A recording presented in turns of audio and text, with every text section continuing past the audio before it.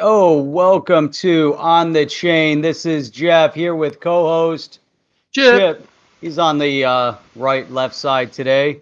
Man, we are back again. Chip, it's awesome to see you. Got a ton of stuff to talk about. I want to say what's up to our Spotify podcast friend Jose because he is on the stream tonight. We have a ton of stuff that's going to be going on. We're going to talk a little bit more about XRP. We're going to talk a little bit about Bitcoin. We might even mention Ethereum, a whole bunch of altcoins because there's altcoin hysteria, altcoin mania going on right now. The one thing that we know for certain, Chip, is that XRP is a cryptocurrency. The debate right now between the SEC and Ripple is whether or not it's a security.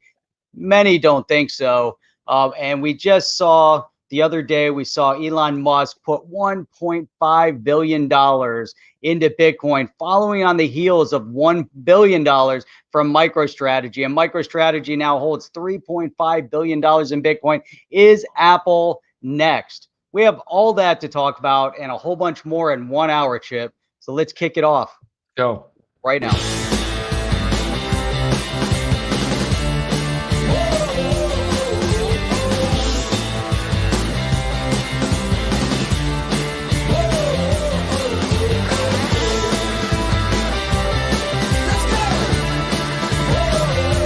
Welcome to On the Chain with Jeff and Chip. Great to see you, Jeff, as always. And wow, I gotta tell you, what a remarkable 2021 it's been so far. Remarkable in so many ways. I mean, it's nutty, man. I mean, we're barely halfway through February. There's all kinds of crazy stuff going on. I mean, but it's great though. I think there's a lot of great stuff. There seems to be like this underlying buzz. I don't know. I just can feel something. I don't know what it is. I mean, obviously, I know it's electric. It's electric. Yeah, it's electric, and it's there's a lot of like buzzing in the air. I don't know any way else to describe that. But man, there's buzzing in the crypto space, buzzing in the stock space. And there's just a ton of stuff. It is crazy, especially in the crypto space. You know what it is? We've been going like 2 years, and it's just been like this lull. All this stuff has been happening in the background, but people are like, I don't want to sit there and watch the cement dry. You guys have been laying bricks for way too long. We want to see what this is all about. What have you guys been building over there? Exactly. Yeah. Drop in the chat where you're from. We always like to see that. Never want to. We always want to be respectful where you guys come in from. And if you're watching this on the rewatch, or drop where you're from. Love to see that in the chat. We'll feature it as we go along. And Jeff, you brought up something. Somebody said dab my camera. What do you mean dab my camera? What's wrong with it? All right. No, they think it's blurry, but I don't know how it's blurry on my side. It doesn't seem blurry on my side. Doesn't seem blurry at all. It might just be might be my internet. Who knows? It's impossible to know. Yeah. Somebody likes your shirt, Jeff. They like the shirt. Nice. They like that. Yeah. Escape to Belle Isle. Anybody from Detroit? There you go. Yeah. Detroit. Champa Bay. As in up? Champions. Champa Bay? Champa Bay, like as in Tom Brady. Brooklyn, nice. Bradenton, NC. We got Reggie all the way from upstate New York. Man, we got Pierre from Michigan. Man, we got 2 places represented, man. We got Michigan and upstate New York right there. What do you think of that? Look at that. Yeah, well, it's like 2 places we both spent some time in, so that's kind of cool, And I'm just so thankful I don't live in New York anymore. Question is, what part of upstate New York? Because upstate for someone from New York City is just it's everything. It's everything else. Everything outside of New York City. Upstate for me is like way up towards like Syracuse, Buffalo, Rochester, and everything else. So. But they think anything Poughkeepsie and west of that is upstate because there's only. True. You come from New York, it's like, oh, are you from New York? You're like, yeah, I grew up in New York. See? Which borough? And they go like, and if I say, well, I grew up in Western New York, they Westchester. There you go. Like, Wisconsin. Reggie, so where did you grow up? It's like, what borough did you grow up in? I go, well, I grew up in Western New York. They go, oh, and they always walk away like I'm sorry. You're not human. You're not New York, man. You're from the not New York part of New York. So you brought something up in there, and at the very beginning of this, I think we should dive right into this puppy about, of course, one of my favorite topics of all time that, it's always a nice thing to talk about. But, we saw Tesla go crazy, go all in on the, 1.5 billion into Bitcoin, right? They went gleefully in. And now we have, check this out, Jeff. That's not it. There we go. Boom. So check this out. So a month ago, this is Zero Hedge. Is Apple about to announce a $5 billion Bitcoin purchase? One bank thinks so.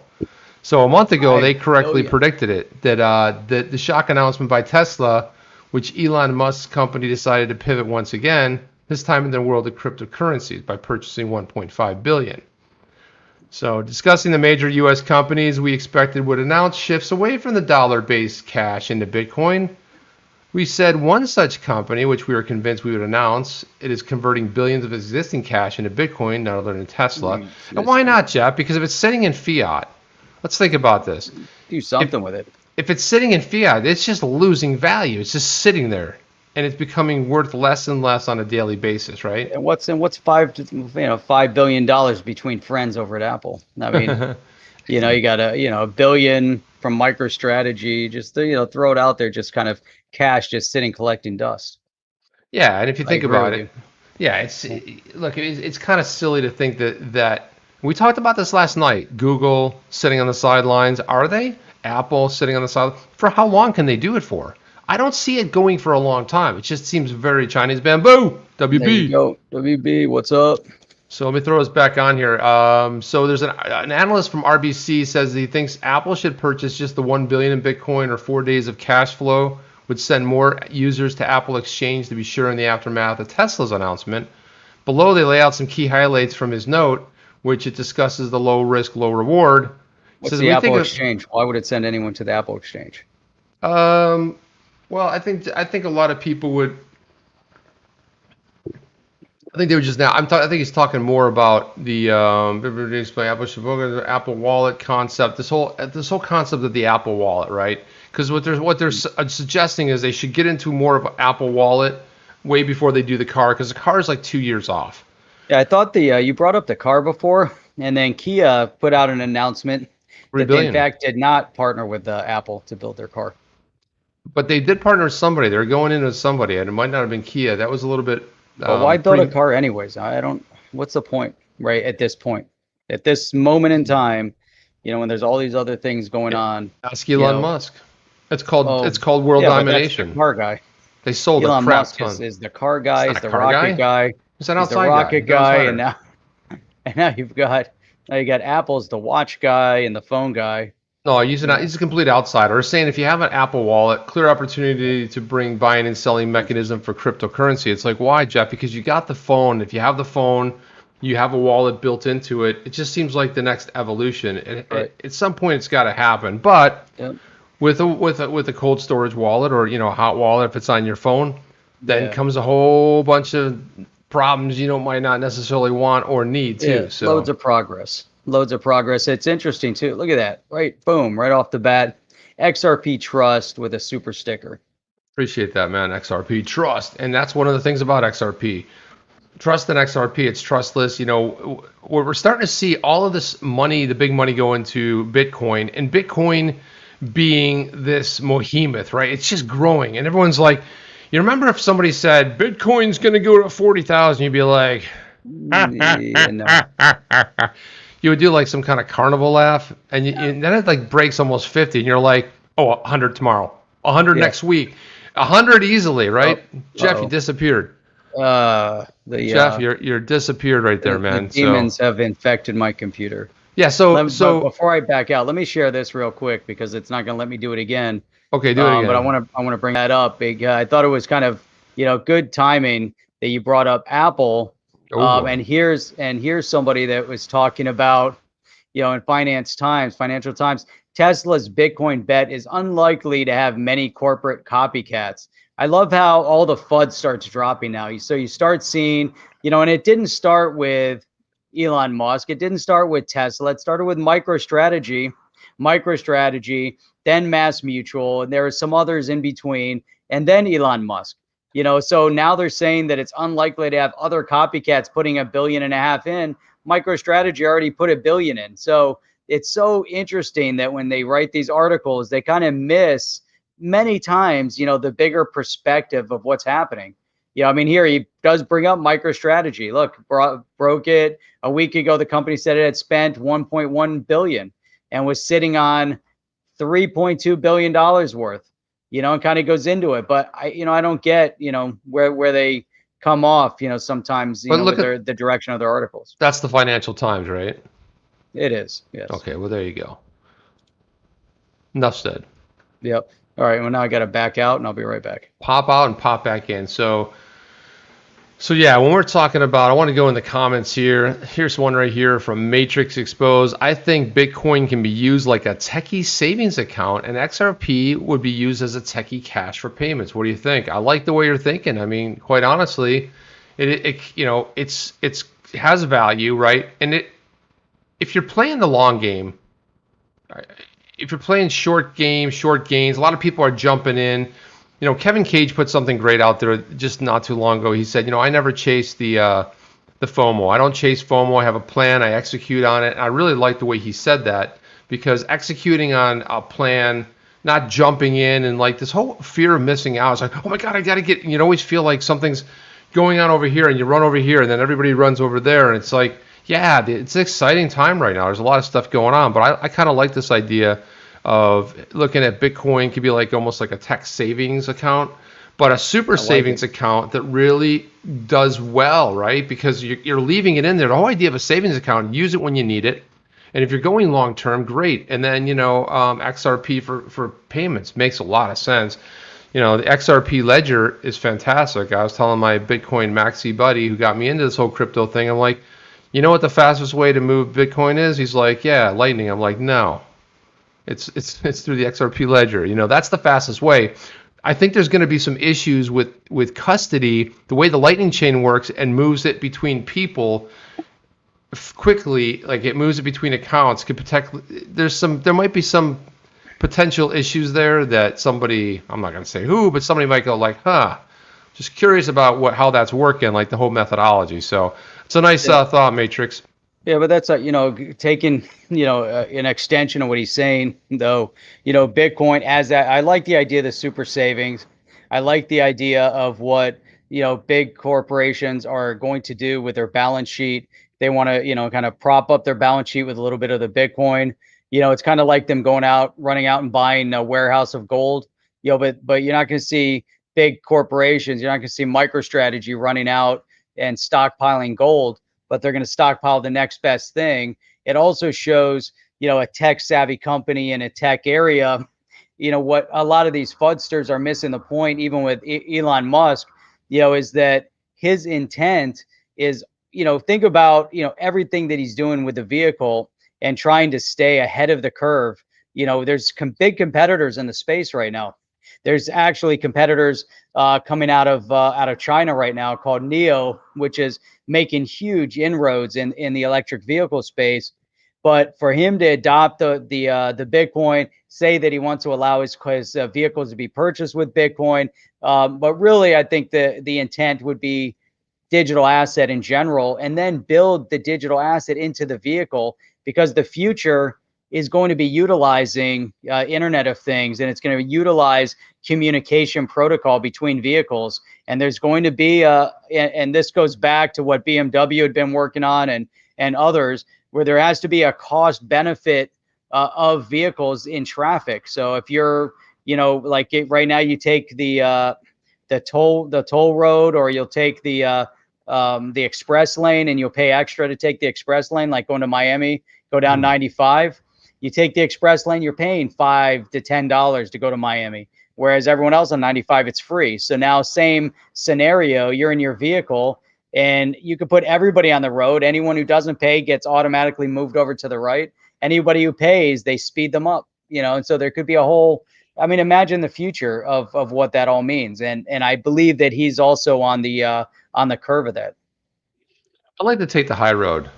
You take the low road, I'll take the high road. We'll take Sounds the perfect. middle road. Yep. But yeah, I'm always going to take the pay road. Even like when there's not a lot of traffic. Exactly. Look at Jose here. This is what you call diversifying within the space.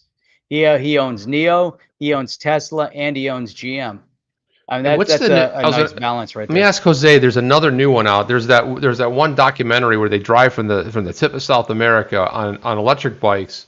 I think it's called Rivia. Have you seen this one?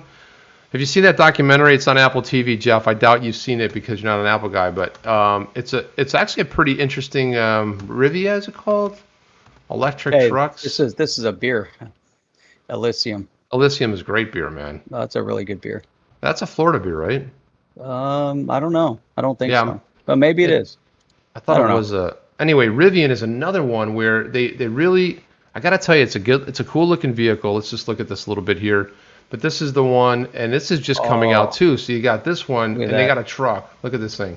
It's got a cool looking front end, but they use that in that documentary. Ewan McGregor, I'm trying to think of the name of the documentary, but he drives with his best buddy that he grew up with. And they wanted to take electric bikes, and what they had to do is a team had to go out and outfit all the way from Chile, all the way up through Peru, all the way up and install these charging stations because they didn't have them. So they had to calculate how far between them, and they always didn't make it. But then they said well, if we're going to really do this thing electric, we got to do it electric. And they had these Rivia bikes, and they got caught in some weird areas in the cold. But man, what a cool looking vehicle. They got this pickup truck. So this is kind of a new, everyone's doing the car. I mean, obviously you have this is what we look at. Hey, one moon starts at 70 grand, 300 miles. There you go. Hey, I'm wondering if Sigurdur is from Iceland, or was that as a comment to something that we were talking about? It reminds me of Sigur Rós, which is a great band out of Iceland. Sigur Rós, I don't know how you pronounce them, but there you go. Did you know Sigur Rós? They were really good. No, sure. But Iceland is really cool. Yeah, Iceland, and also too another big famous person. You know who the other big famous singer is from Iceland? No. Bjork. Oh, Bjork. There we go. Bjork is from Iceland. Yeah, it's one. So here's one. Favorites. I'm curious if the SEC is watching the XRP price going up despite the situation in the U.S. and seeing that this proves the case against them. What do you think? Is that they see this separation that the XRP world is still moving XRP regardless of what's going on in the U.S.? I don't think they give up. I don't think they care one bit. I don't even think they're concerned about it. I just, the whole thing is perplexing on so many levels because you have all of these people jumping around out there saying, well, XRP, people saying it in the past and the future. Then you had Brian Brooks, who was saying, yesterday he was on some kind of a Zoom call. Quite honestly, we got to kind of let this thing play out, but I think it's going to play out in a beautiful way. I feel like what's going to come out of this is going to be phenomenal news for all of the crypto space in general. Altcoins, Bitcoin, everything, because it's going to be the shot in the arm that's necessary. That's going to pave the way for some real, clarification, some guidelines. You can't be Ripple saying, "Hey, hello SEC, we're going to go all in. We're going to invest 9% in MoneyGram, a money transmitter." And they're like, "That's cool. We're going to do it with our digital currency XRP." All right. And then they turn around and slap them upside the head. So I don't know how that really works out, Jeff. I'll be honest with you. I think it's kind of a little bit of a sham, but I think it's like a necessary type of an evil where it's going to turn out to be a beautiful. I wanted to throw this up here, if we could, for a second. Let me just. Here we go. Oh, where are you doing that? There we go. We've got Oscar Marson from Iceland. Oh, that's beautiful. Man, beautiful thing. Chip, you got to go check that place out. Freaking awesome. It's on my list. It was so funny. I asked she's going to be 17, but she was like 15 or 16. I was like, all right, family meeting. Where are we going on a trip? She's like, I want to go to Iceland.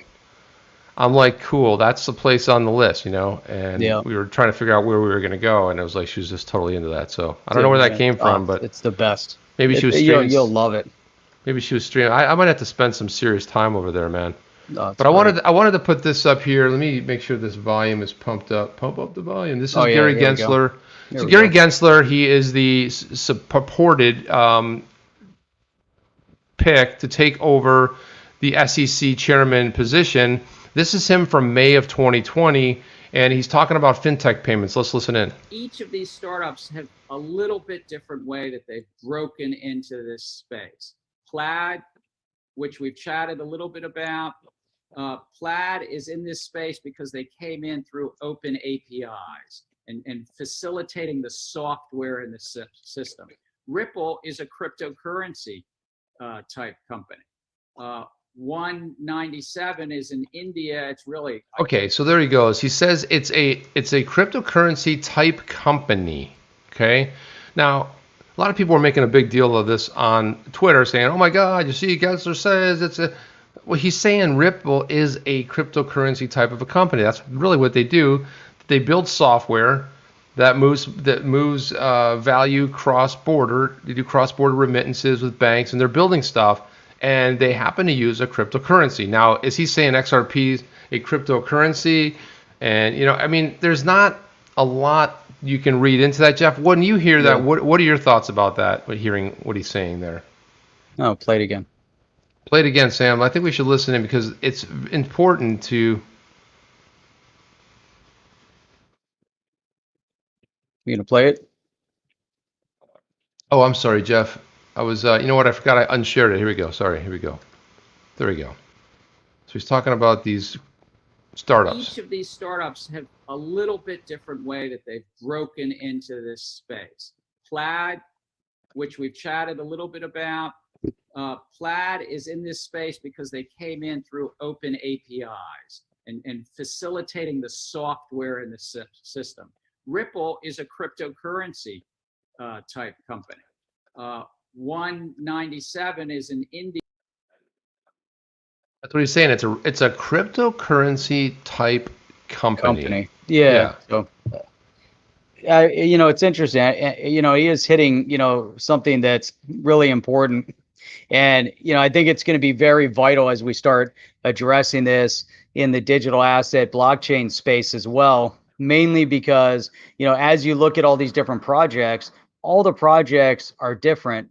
You know, they all address something unique, but, you know, it goes back to something that, you know, we always say, you know, you're either creating a solution to an existing problem or you're creating a solution that is looking for a problem. And the companies that he brings up were all companies that were innovative, that, you know, had a solution solving a problem. Sometimes the problem is just you're doing something better than others, similar to what Ripple is doing. They're doing it better than Swift. So the solution already exists. It just doesn't exist as well as Ripple is able to do it. So therefore there was a problem, you know, and I think that as this, you know, further develops and you look at the distinction, all the digital assets, and that's why he brought it up. But he, you know, the way he frames it, it's a crypto-like company, you know, because the company itself isn't crypto. You know, Ripple is you know, traditional type of company in terms of its objectives. However, it's utilizing, you know, blockchain and digital asset technology in order to achieve its goal. So it just on its own, on its face, you know, if you look at what Ripple is, they're not necessarily a cryptocurrency company, but they are building a software platform that exists and utilizes blockchain tech and uses the XRP ledger, especially when they have the ODL. So I guess he's kind of, you know, dancing around the subject. Yeah, but I think he's trying to, he talks about Plaid, you know, and Plaid he's talking about the APIs. So connecting via APIs. I mean, anytime you're on one of these exchanges, when you're connecting to your bank account, you're doing it through Plaid. So you're leveraging their technology because nobody wants to deal with that. If you're dealing, you know, KYC, AML, you're usually using a third party that specializes in that. Every exchange isn't going to go out there and build it. It's one of the positions that Plaid was able to get to because they were able to build something that was very necessary, right? So instead of every exchange building this out, it's easier to buy versus build. You use something that is existing off the shelf. And so when you're connecting to a bank, you'll see that little Plaid logo up top and you're like, oh, okay, this is what this company does. I've heard so much about it. They're a multi-billion dollar company, and this is what they're up to. So hey, Chip, it's really bizarre. People are commenting in here, but the likes versus dislikes in the channel are so out of whack. But there's right now, YouTube is showing 245 people watching. On our side, we show 253, so they're a little bit off, but they show 442 thumbs down dislikes and 65 thumbs up. I mean, it's common to get maybe 1 to 10 thumbs down. Wow, that's fine. Now it's 444. We have more likes and dislikes than the number of people that are actively watching. There's something going on, within YouTube. And actually, to that point, I also noticed there was a comment that was left on our channel earlier today, and it was super in depth. It was from Mohammed Al Masri, and he put in this great comment.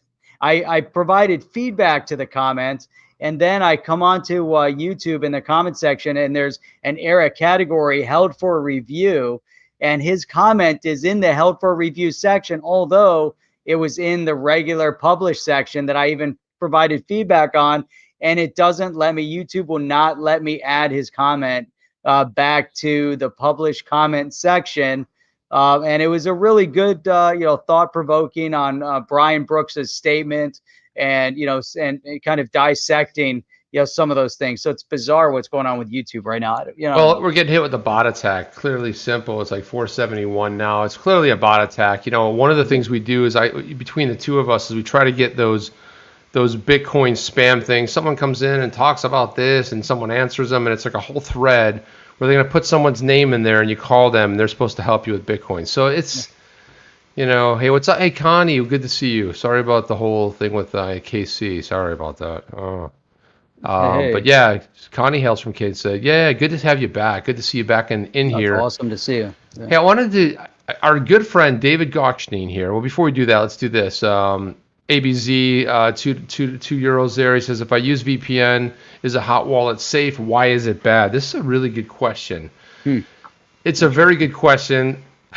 I have my own opinions about a hot wallet, and it depends on, that's usually a wallet you have on your phone somewhere. And so if you use a VPN, or you could have it it could be browser based as well, right, Jeff? Are you paying attention, or you? Yeah. No, I'm paying attention. Let you reading the comments there, because when you start doing those little grinning, you're like laughing at somebody in there, and then it's contagious, and I start laughing because you guys always make us. I'm not laughing at you. Yeah. No, go ahead. No, you're laughing at people in the comments. I'll read something. No, I know. Yeah, no, go ahead. Yeah. So the VPN hot wallet safe. Why is it bad? Look, quite honestly, I'm not a big fan of those myself personally, hot wallets.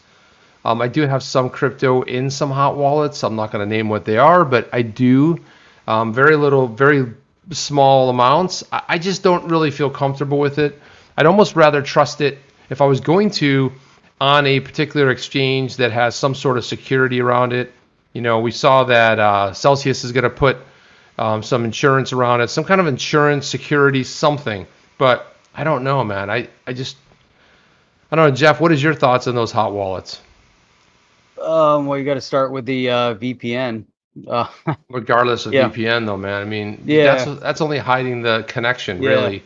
Yeah. I don't know. I mean, to me, keep it on a. You can keep it on a well-known exchange, or take it off the exchange.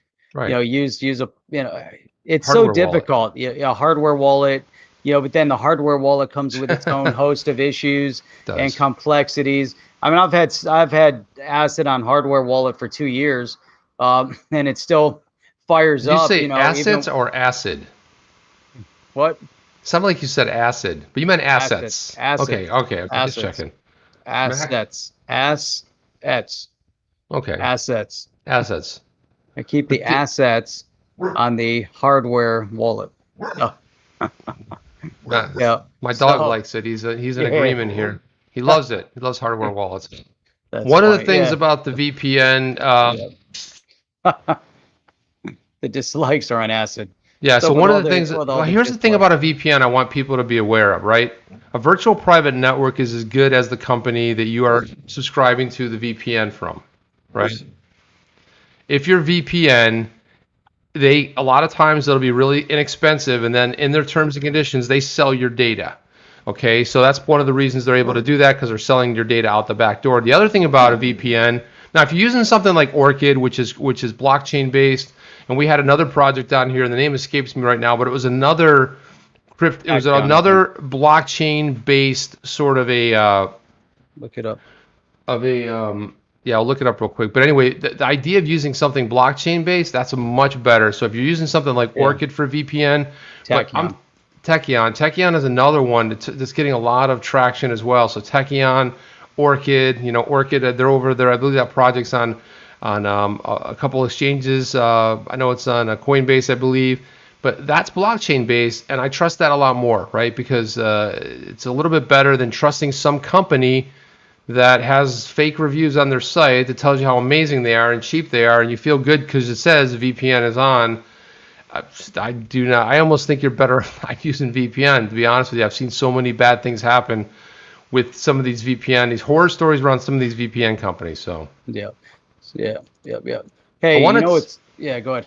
Go ahead. I wanted to congratulate our pal David Gokhshtein, because something really cool happened here. I thought this was really good. We should share this here. But he's been on the show before.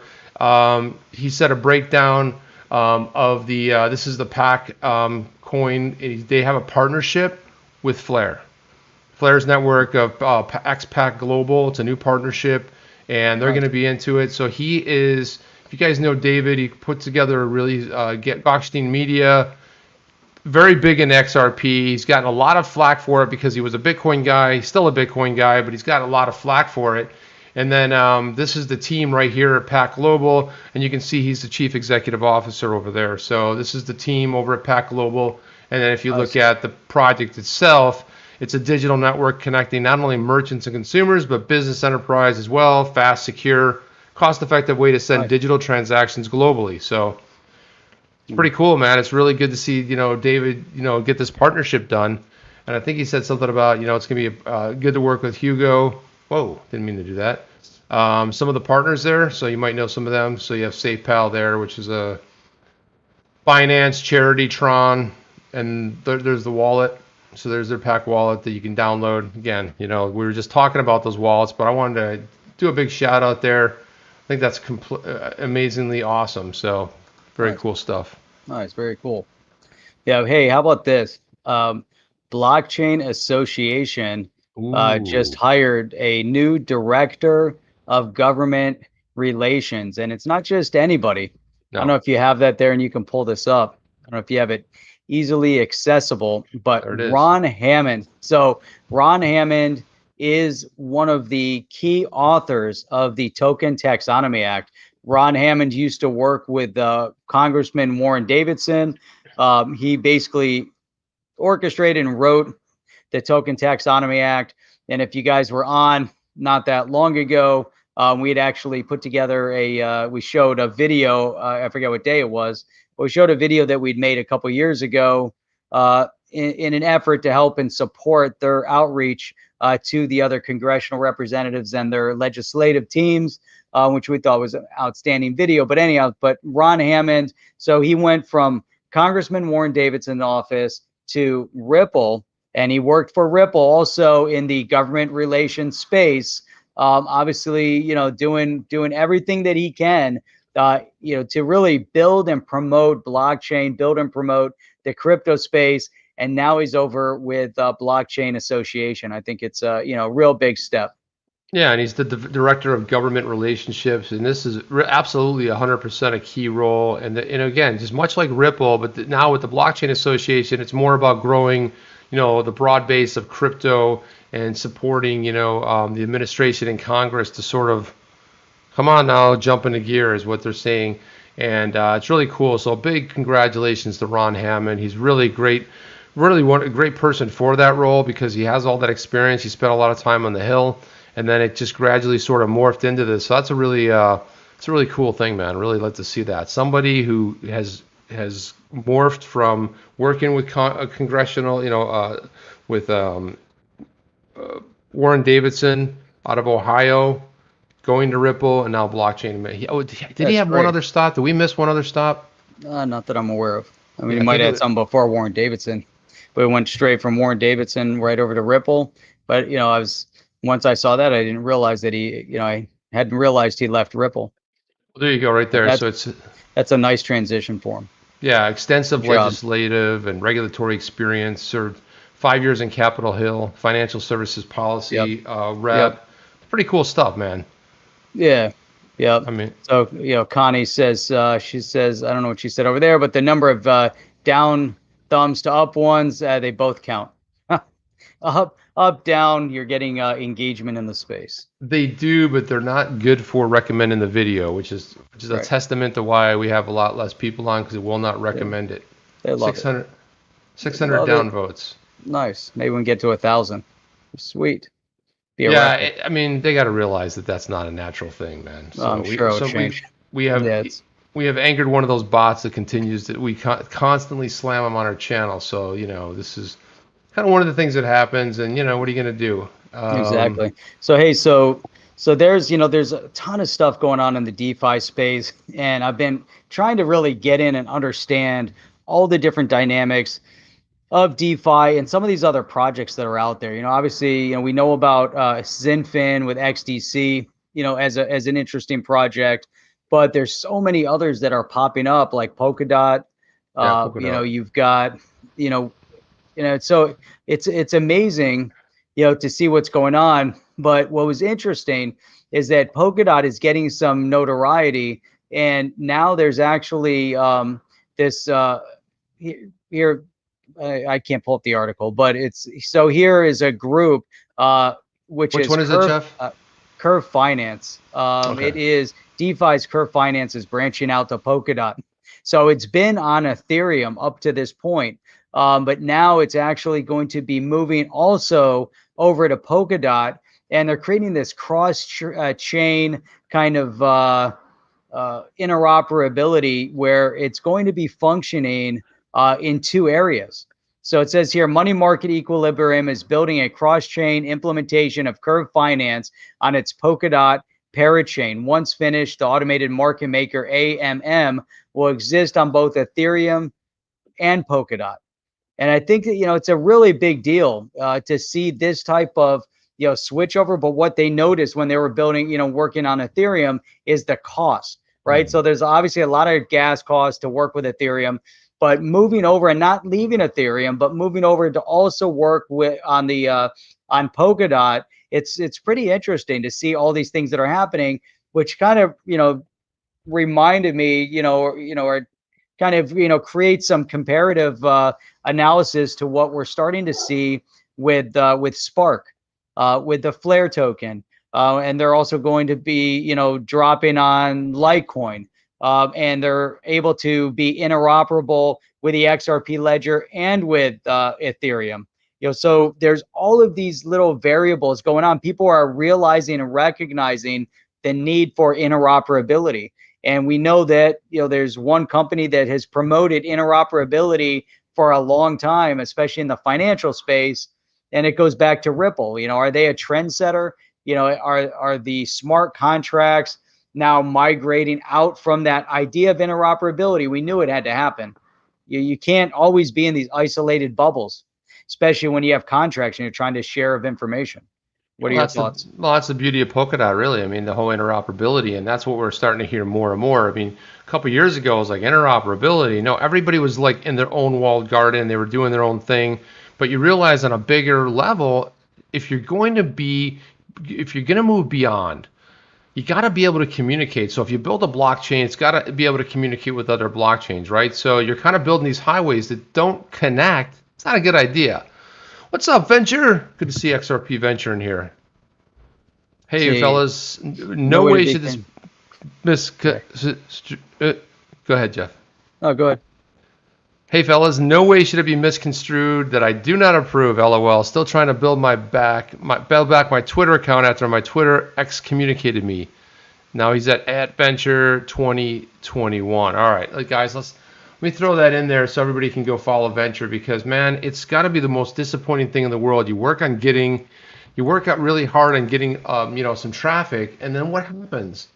All of a sudden you say the wrong thing, you don't fit into the group think, and, we carefully choose some of our words here. Hey, check it out, man. We got 451 likes and 596 down. Yeah. What is going on, people? What is going on in this space, YouTube? It's going. Here we go. Here, guys. So here we go. Let me just throw this up real quick because obviously Venture, I think, has been on the OTC probably more than any other person out there in the space. So there he is right there. It's at Venture. I'm gonna go ahead and copy it. Guys, go give him a follow. Please follow Venture. And then there it is, bam, right there. So you can click on that, just give a, so there you are, man. No, boom, and look at that too. Truck, man. Beautiful little. Oh, look at that. Sweet, look at that. You got a lift kit on it. Well, look, you're doing it right, man. Last time I checked, last time I followed you, I think you were only in the 100, so you're getting there, man. Nice. Slowly I turned. Nice. Building it back. Hey, so you know a bit about the technology side. So here you got Harrison's talking about quantum computers and quantum computers cracking Bitcoin security algorithm. It's interesting because, a friend of mine, his son was in college, for computer science. And I was talking to him. I said, you spent all this time gaming and you spent all this money on your gaming computer. This goes back a couple of years. I said, why don't you use your gaming computer to mine Bitcoin or, start getting into digital asset and cryptocurrency, because that's going to be the future. That was like 2 years ago. And he brought up this argument. He says, oh, forget about, that there's no way, quantum computing is going to crack all those algorithms. And, that was kind of the argument 2 years ago. And that's what had been circulating in the class, in the university class structure. But one thing that we know right now, as far as I'm concerned, we don't have any quantum computers. Google had been working on quantum technology, but I don't think they have anything that is generating any kind of major algorithm. What do you think? We do. Actually, IBM just brought one on board, just for online for use, very much like some of their other products. They it's have like one research. It's not something you buy over the counter.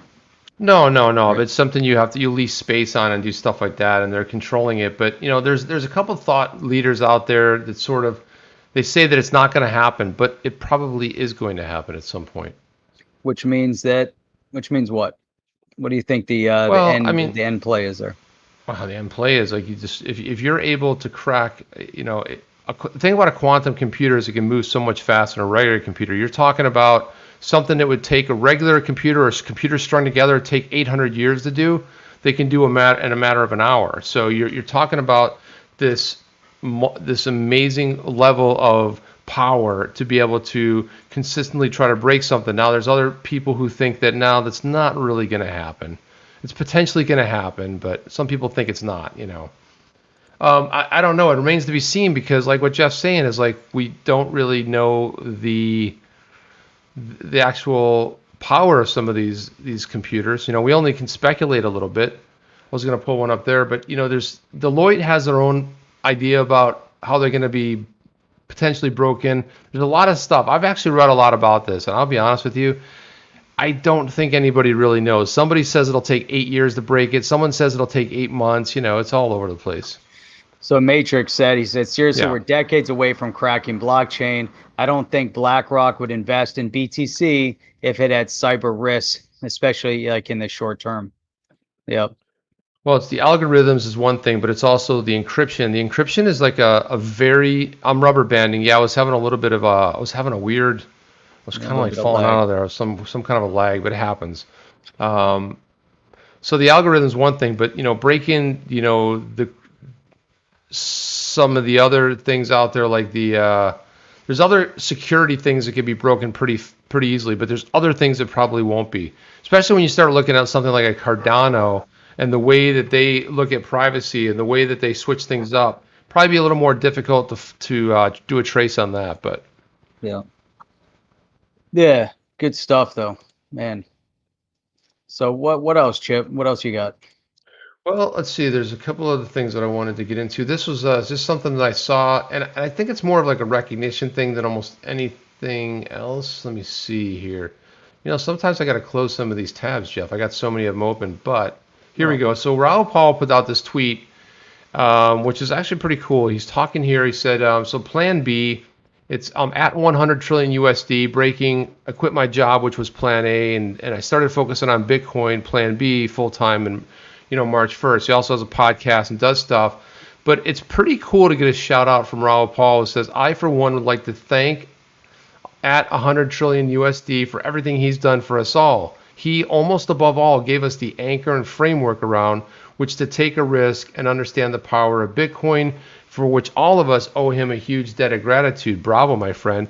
And, I think Michael Saylor is also in that group. I think Raul Paul could have given him a shout out, because what this guy did for normal, like people, just normal, humans living on the planet, Michael Saylor did for the business side of stuff. He was the one that took the risk. He was the one that put his neck out there. He did his research. So it's kind of cool to get that kind of shout out from Raul Paul. I thought that was a really nice thing for him to jump out there and really thank somebody along those ways. So that was pretty cool, man. Yeah, I like that. What does that say? Oh, so here's something else that goes on. We always like to bring up a little bit of geopolitics in this space. Now, Saudi Arabia, as we know, has been working over the past couple of years to move away from oil. And really they took kind of a cue from what's going on over in UAE, in particular in Dubai. And Dubai really just has blossomed, over the past number of years. And it became a business hub. Now, Saudi Arabia, for the most part, isn't a business hub.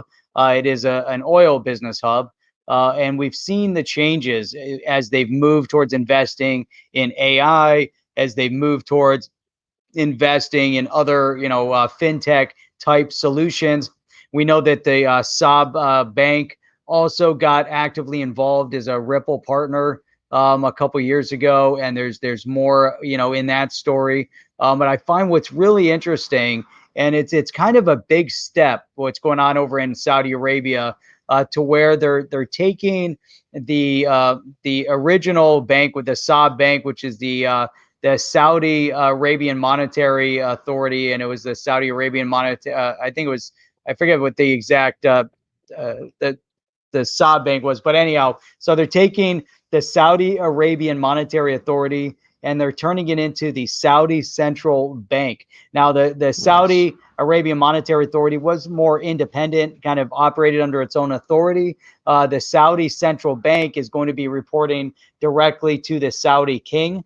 But there's so much that's going on with it, because one of their primary focal points is moving into a more global type economy and moving away from dependence on oil revenues. And in this article is on this one publication called oilprice.com, which is interesting. But anyhow, so it says here, Crown Prince Mohammed bin Salman has grand plans for major investments into diversifying Saudi Arabia's economy away from dependence on oil revenues. But in order to do so, the kingdom will use the oil money it's generating, which have really crumbled over the past year, obviously because the prices have come down. But they're utilizing that money and to redirect and do something, bigger in the space. But this really has a lot of meaning overall, not just because of what we're seeing, but the focus of Saudi Arabia getting into fintech, getting into AI, the involvement with Ripple at some level. I don't know if it's being orchestrated or not, but as you move towards the central bank also has specific authority, because one of the primary concerns, Chip, on the central bank is to come into alignment with other central banks around the world. Yeah, it's a big move, man. I gotta say that anytime you see something like that, you got to kind of pay attention to it, because especially when it's got to be one of the most difficult things. If you're known for something, you could pick a country and say, well, what are they known for? What's their chief export? And now if it's oil, and you do take the cue, Saudi Arabia does take the cue from the UAE, because they look at Dubai, they look at how they built it out, they look at how they're attracting tech, and this is another area that Saudi Arabia is really excelling in, is the fact of bringing in tech, right? How do we attract tech? How do we starting to create these funds to invest in? It's not just fintech either, although that's really the chief thing they're but it also comes down to the central bank, like you said, like having central banks that can work and talk with other things. What I like about this is that in a very short period of time, it may have taken them a long time to build up and be known for oil, right? They discovered oil back in, what was it, 30s, 40s. They started moving it along, and it was kind of a slow thing. Now, today, you can move at lightning speed. Look at what the UAE, look at Dubai, look at what they've done just 5-10 years. It's amazing rapid development, and that's where we are. We're at rapid speed. So I got to say that right there in itself is just phenomenal. And, something I wanted to bring up, because this is something we look at often.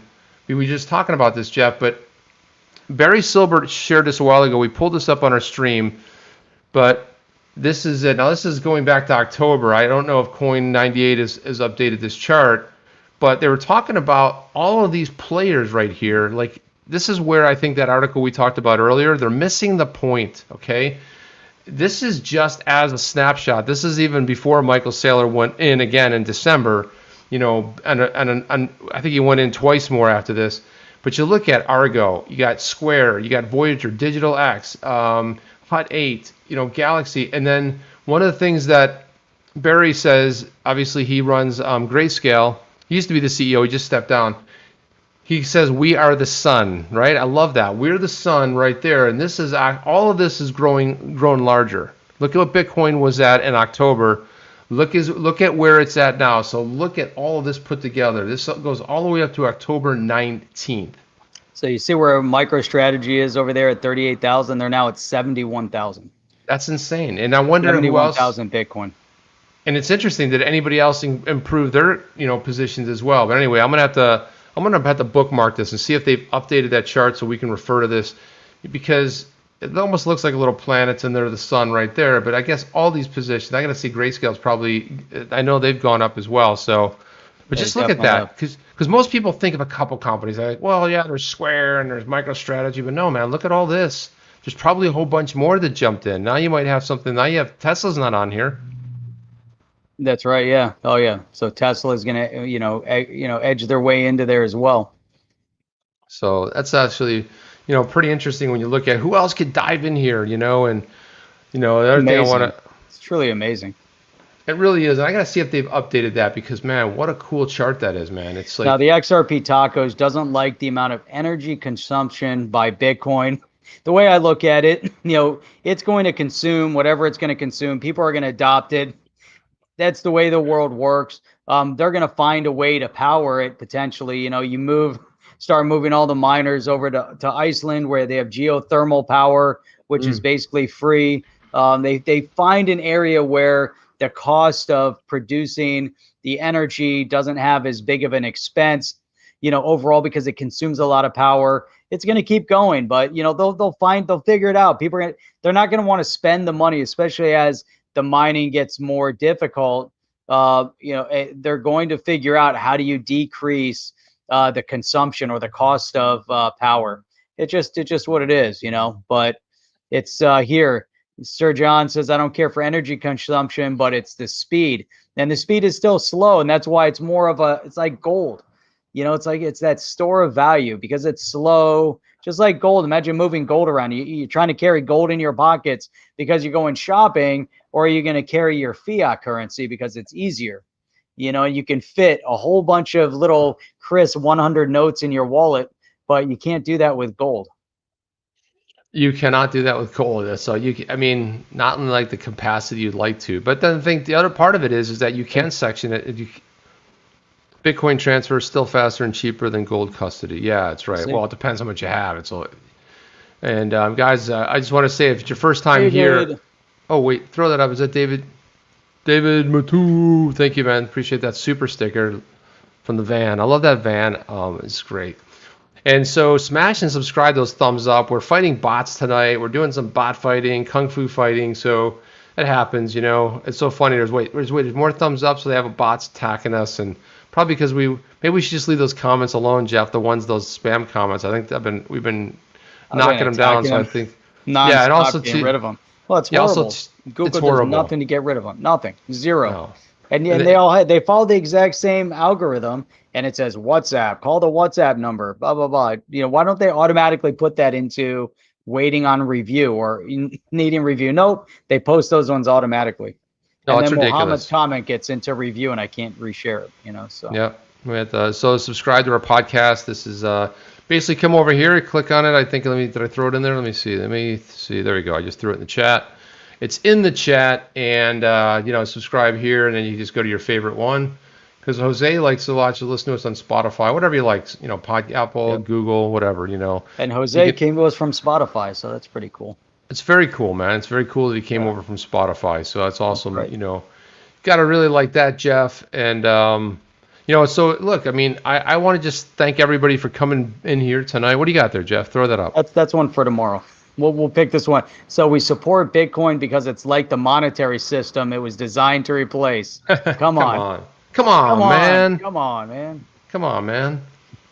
For real? Yeah, that's so funny. It's like, that's what we always talk about that. That's a really good point. It's like we always build a future based on the past. Like, well, we're going to do this new thing, but we're going to call it this. But they don't have anything in common. Can we come up with a new term? It's gonna be so that's actually the same.